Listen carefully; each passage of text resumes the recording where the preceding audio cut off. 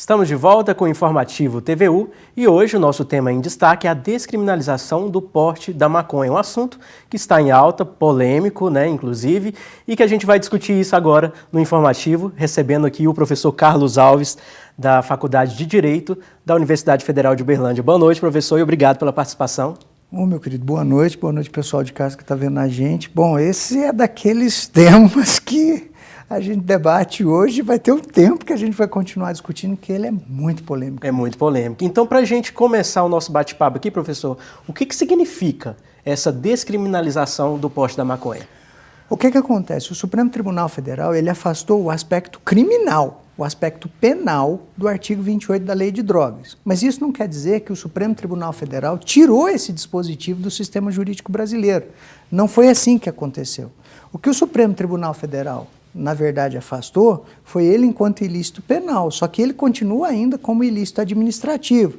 Tanto é que na decisão ficou consignado, através do voto condutor, de que a droga a ser presa, ela será apreendida pelo delegado de polícia. Quer dizer, a gente continua ainda com o ilícito, mas eu afasto a natureza penal daquilo para não gerar repercussões para o futuro, como, por exemplo, maus antecedentes para aquela pessoa que foi apreendida com aquelas quantidades que foram fixadas pelo Supremo Tribunal Federal. Na verdade, o que a gente tem, para você compreender assim, é o Supremo Tribunal Federal tentando evitar um processo discriminatório que deriva das nossas condições sociais, aonde eu tenho duas pessoas que são pegas com a mesma quantidade de drogas, só que essas pessoas recebem tratamentos que são distintos. Então, aquele rapaz de classe média que é preso com uma pequena quantidade de drogas, esse certamente enquadraria no artigo 28 como usuário. Aquele mesmo rapaz pobre, preto, de periferia, que foi pego com a mesma quantidade de drogas, ele tem recebido aí no dia a dia um tratamento diferenciado como traficante. E por que isso acontece? Isso acontece por causa das nossas condições, as nossas condições histórico-culturais. Quer dizer, a gente vive, até esses dias nós tivemos aqui na Universidade Federal o professor Silvio, cara, e ele fala para a gente no livro do nosso racismo estrutural, o Supremo Tribunal Federal está tentando, ao aplicar ali o texto constitucional, na ideia de construir uma sociedade livre, justa e igualitária, evitar que esses jovens, que têm situações socioeconômicas distintas, um receba os benefícios da lei penal e o outro receba os rigores da lei. Essa é a grande distinção que o Supremo evita.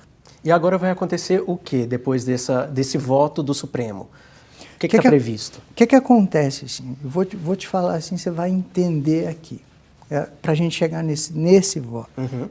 Júnior, a gente tem um parágrafo 2º no artigo 28 da Lei de Drogas, em que falava o seguinte, que para a gente analisar se uma pessoa é usuário ou traficante, a gente tinha que levar em considerações quantidade, condições em que se desenvolveu a ação e ainda circunstâncias sociais e pessoais.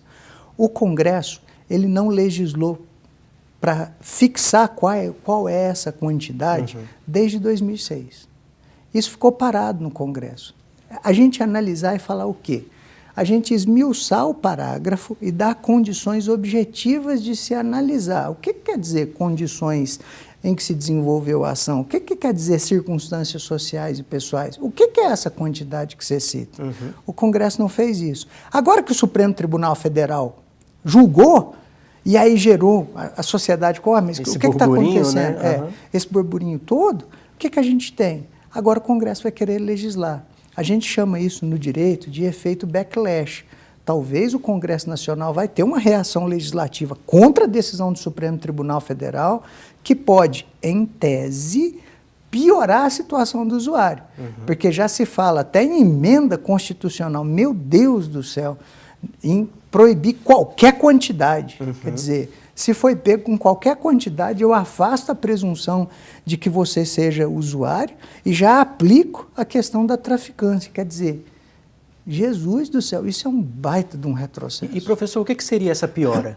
O que poderia acontecer? O que acontece? Hoje, a gente tem, pela decisão do Supremo Tribunal Federal, uma presunção relativa, e o pessoal não tem comentado isso, isso quer dizer o quê? que dentro dos parâmetros da decisão do Supremo Tribunal Federal, o delegado de polícia, por exemplo, ao apreender, ele pode falar assim, não, aqui eu não estou vendo um usuário, aqui é um traficante mesmo. Sim.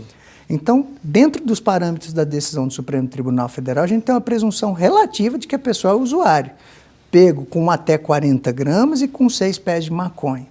Se o Congresso reverter a decisão do Supremo Tribunal Federal, se ele caminhar no sentido contrário, o que pode acontecer é que uma pessoa pega com qualquer quantidade vai ser enquadrado como traficante. E aí perceba, um ilícito administrativo punido com advertência e curso sobre os efeitos da droga, ou até multa, igual está previsto no 28, você vai passar a ter uma pena de reclusão, ou seja, prisão, de 5 a 15 anos.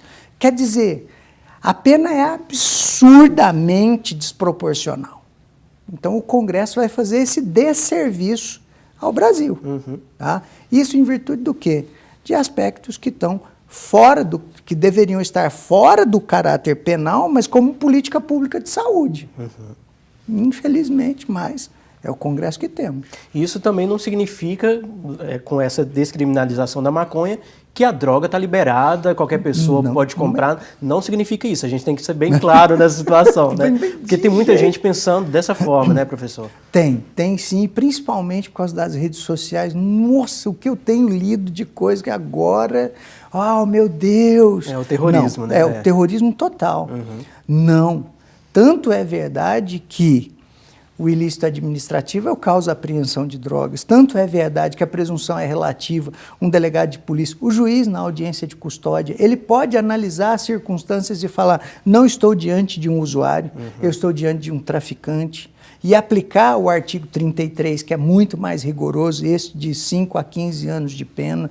Então, quer dizer, não tem nada disso, não está nada liberado. O que foi feito dentro do Supremo Tribunal Federal é simplesmente afastar o aspecto penal, o aspecto criminal, para não gerar maus antecedentes e simplesmente continuar dando tratamento a isso dentro de um aspecto administrativo. E a gente sofre efeitos de aspecto administrativo na nossa vida o tempo inteiro.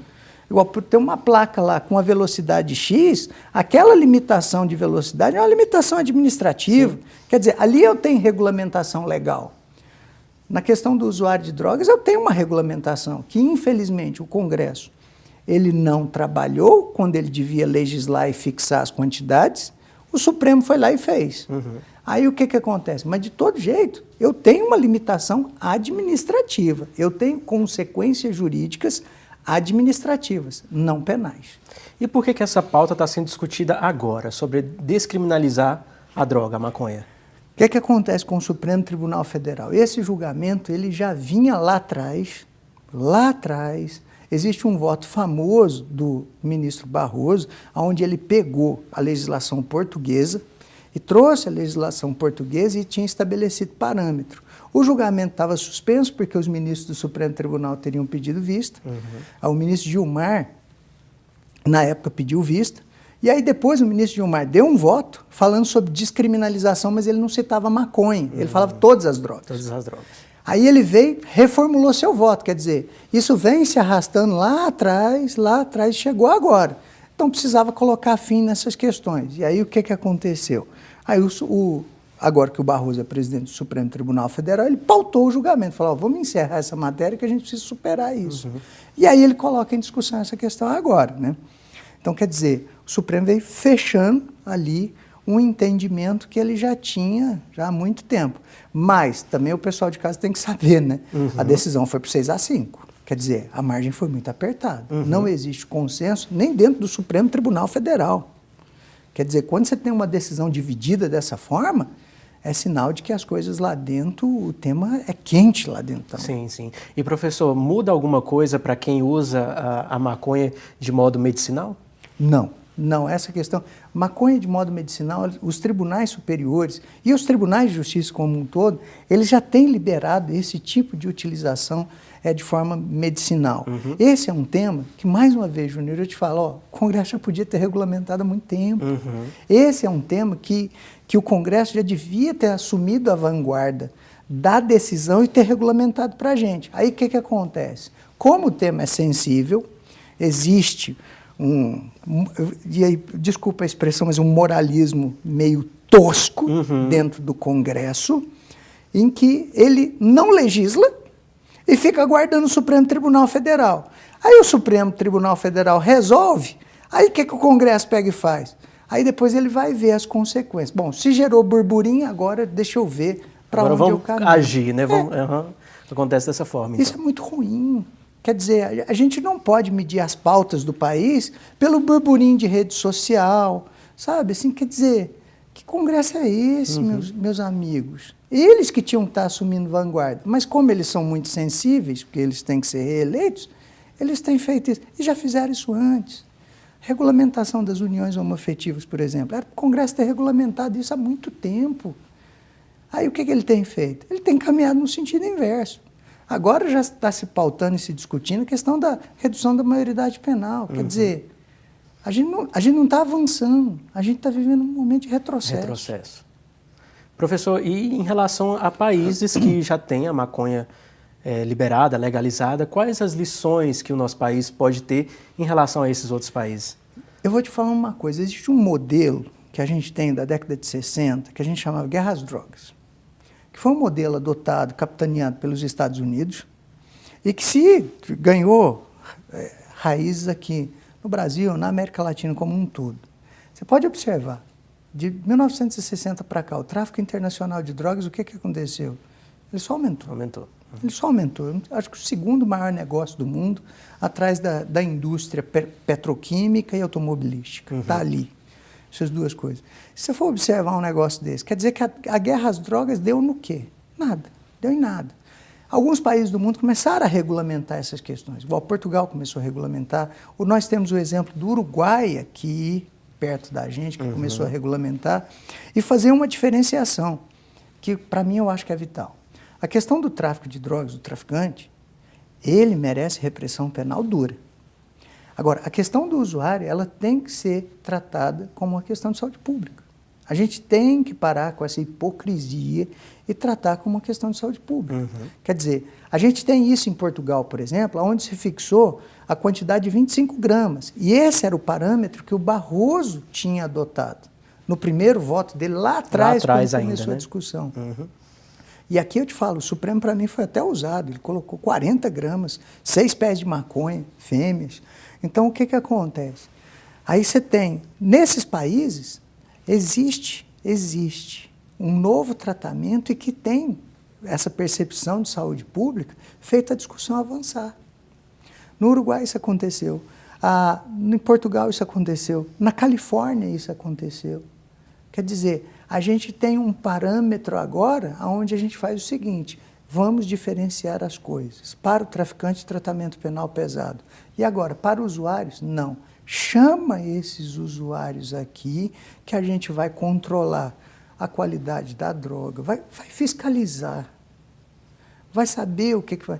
Isso tem diminuído até a questão da traficância. Tá? Então, quer dizer... E uma outra questão também de cunho moral, que faz parte da nossa história. As pessoas falam, mas a maconha é porta de entrada de outras drogas. A gente convive com drogas, que são drogas socializadas todos os dias, que são até mais porta de entrada para outras drogas que a gente conhece. Cigarro, né? Exatamente. Quer dizer, a escolha de eu criminalizar ou não é uma escolha moral que a nossa sociedade fez. Ela não é uma escolha pautada em caráter científico, essas questões. Não, ela é meramente moral. Tá? E o Congresso trabalha em cima de uma moralidade tosca, discriminatória, porque a nossa sociedade ela é assim, ela discrimina. O Supremo tenta reverter isso, aplicando princípios constitucionais, mas é difícil você transformar a realidade dessa forma. E o direito hoje ele assume esse caráter também. É muita história ainda que a gente vai comentar, né, professor? Nossa Senhora! A pauta ainda não terminou, né? Eu temo, sinceramente, Júnior, eu temo que, sinceramente, a reação legislativa que a gente vai ter. Porque eu falo, a gente pode, se você tem uma visão um pouco mais progressista da vida, você pode olhar para isso hoje e entendeu por que o Supremo Tribunal fez isso. A omissão do Congresso Nacional fez o Supremo Tribunal Federal dar vazão a uma decisão. Ótimo, beleza, tudo bem. Agora, a reação legislativa, já que a gente vive o pior Congresso da história, eu falo para você, a reação legislativa pode ser dura e pode complicar ainda mais a situação. Eu pegar um contingente muito grande de jovens pobres, pretos e de periferia, e jogar esses jovens muito cedo no universo do direito criminal. Isso é muito ruim para o futuro deles. Tá?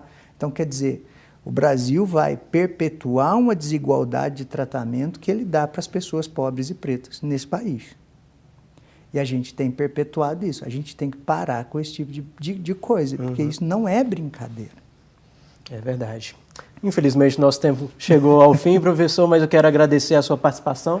A gente recebeu aqui no Informativo o professor Carlos Alves, da Faculdade de Direito, aqui da UFO. Muito obrigado mais uma vez pela participação, professor. Obrigado a vocês pela confiança e pela atenção. Boa noite e volte mais vezes para a gente discutir mais esses assuntos que estão em alta aí no Brasil e a sociedade precisa ter esses esclarecimentos. Obrigado mais uma vez. Obrigado.